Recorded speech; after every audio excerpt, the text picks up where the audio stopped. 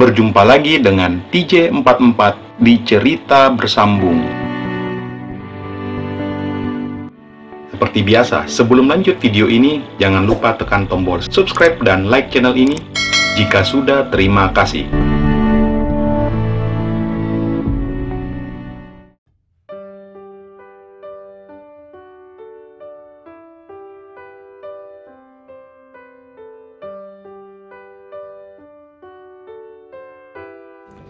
Karena kondisinya yang sempoyongan, membuat Citra hampir saja terjatuh.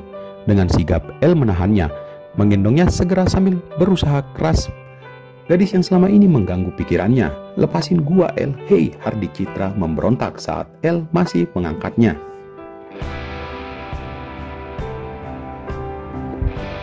"Enggak, lu gua bawa ke kamar lu aja. Lu malam ini stres dan gua nggak ngerti masalah lu apaan," balas El sambil membawa paksa gadis itu. Saat tiba di kamar, segera El menurunkannya. Kemudian Citra malah menarik lengannya saat El bahkan beranjak dari kamarnya.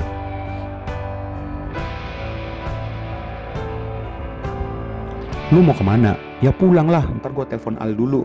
"Jangan telepon kakak gua, El, please. Gua nggak mau ke Al jadi mikirin gua yang udah ngecewain dia. Gua bingung sama lu, Cit. Lu itu sebenarnya kenapa?"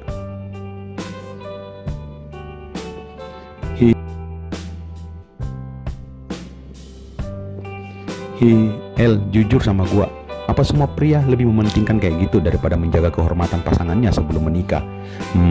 Yup, gua nggak munak lo ya. Gue juga butuh itu, dan gue cukup tau lah gimana rasanya pria yang nggak ngerasain kayak gitu seperti apa. Tapi kata Kak Al, dia belum pernah. Iya ding, kecuali dia lah. Kakak lu emang rada aneh sih. El, menurut lu gue kayak gimana? Sekali lagi El hanya bisa geleng-geleng kepala melihat Citra menatapnya sayu. "Lu kenapa, Cit?" "Jujur sama gue, El." "Lu gila, Cit.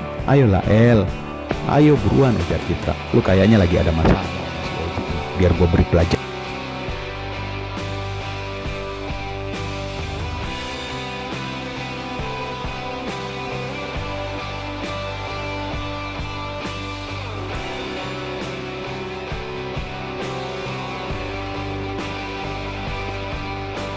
"Halah, peduli amat dengan dia, El. Dia udah mutusin gua gara-gara gua nggak mau kayak gitu sama dia. Hahaha.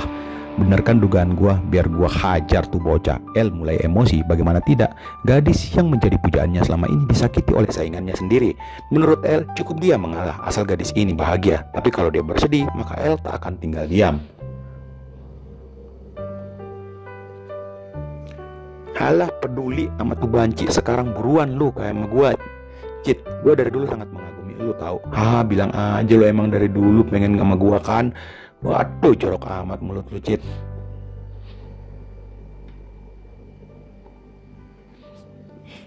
"Lu kenapa, El?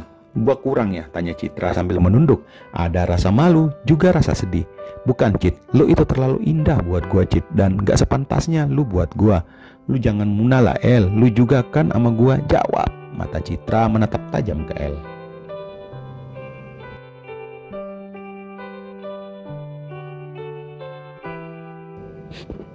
"Iya, gue emang suka sama lo, tapi nggak dengan cara gini gue dapetin lo. Ini mah namanya pengecut," hardik El lalu memegang kedua bahu Citra. "Lihat gue, Cit. Kenapa, El? Ini terlalu mudah buat gue, Cit. Gue mau berjuang keras buat ngedapetin lo."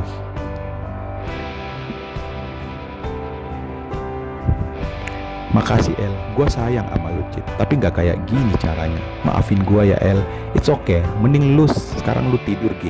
"Nggak mau. Gue butuh lu, El."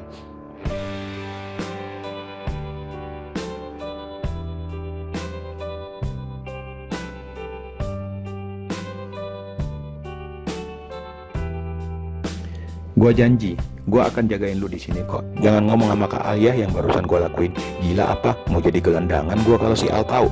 Bisa aja lu ngelelong dalam keadaan gini. Ya udah, lu udah tersenyum kan? Mending lu bobo, Gi. Lu bobo juga di sini ya nemenin Citra." "Yup." "El, sorry, gua belum bisa mencintai lu ya. Lu harus sabar untuk ngejar cinta gua. Bukan El namanya kalau gua nyerah gitu aja."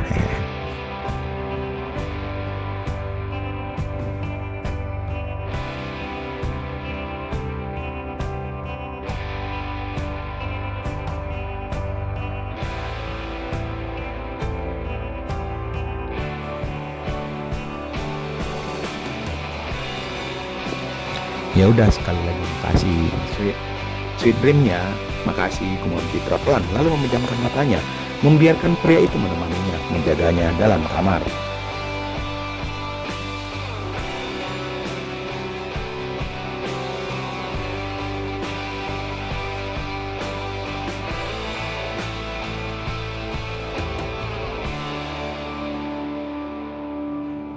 Pagi yang cerah secerah mentari menyapa Al hari ini dengan mengendarai Jeep Grand Cherokee miliknya di atas jalan tol ibu kota menuju kantor pusat PT 3 Mandiri Perkasa.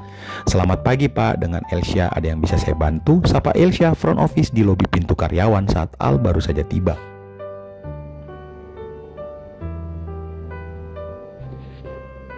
Al yang awalnya ingin masuk ke lift direksi sedikit tergelitik lalu menghentikan langkahnya di depan meja gadis itu. Kamu karyawan baru ya?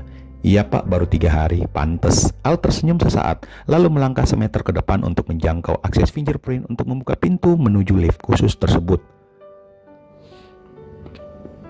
Awalnya gadis itu berdiri dan ingin menghalangi langkah Al, namun terhenti dengan kondisi terkejut. Akses accepted. Welcome Mr. AYP, sapa suara di mesin fingerprint saat menerima akses finger Al. Elsia yang terkejut langsung menundukkan kepalanya. Maaf Pak, saya tidak mengetahui kalau Mbak, ucap Elsia terpotong. Santai saja, dan aku suka cara kamu menyapa para karyawan dengan baik. Terima kasih Pak. Ya, Al melempar senyum. By the way, nama kamu siapa? Tanya Al selanjutnya.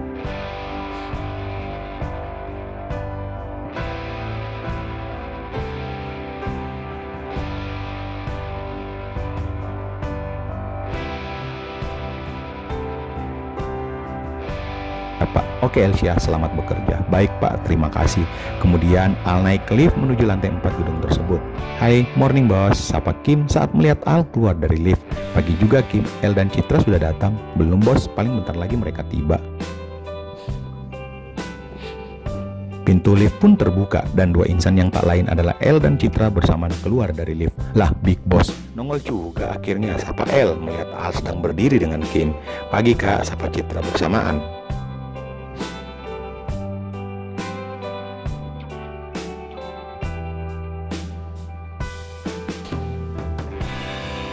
Kirain kalian telat ngantornya, ujar Al kemudian melangkah menuju ruangannya. Di dalam ruangan direktur terdapat sebuah sofa panjang. Di sebelah kiri pintu masuk berhadapan dengan sebuah Smart TV 54 inch beserta home theater bermerek yang sama dengan TV tersebut. Di singgasananya terlihat Al sedang duduk sambil membuka laptopnya untuk mengecek beberapa email selama 2 hari ini.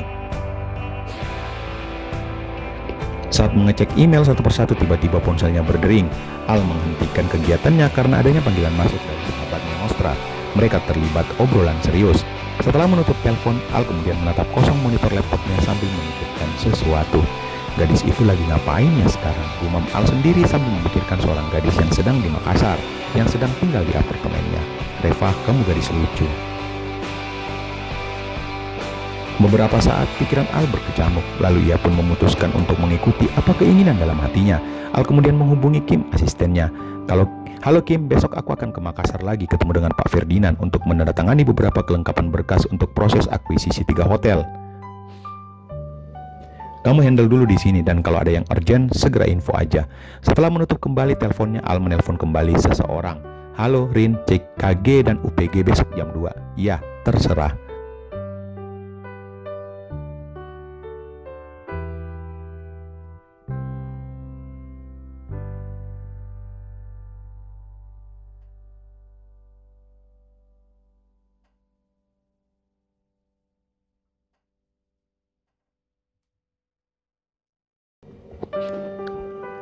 Berisik nih Baker, andai gue yang punya bakalan gue buang dah dari kemarin-kemarin, ujar Reva yang kaget mendengar suara jam Baker yang begitu keras sehingga dia pun terjaga dari tidurnya.